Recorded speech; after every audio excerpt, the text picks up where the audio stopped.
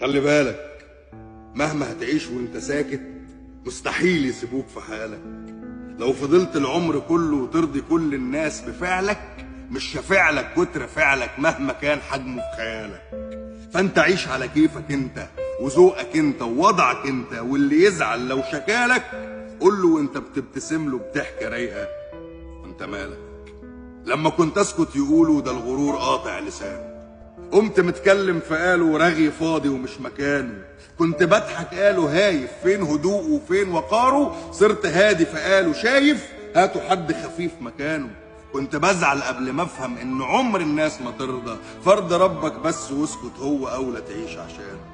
هو يعني الناس هتسكت؟ ده انت غلبان والنبي. لو هيرضوا عليك يا طيب كانوا رضيوا على النبي. لما عمل المعجزات ابو جهل غير رايه فيه، اللي يرضي الله بيكسب واللي يرضي الناس غبي. ما بيسكتوش لو كنت مين وعملت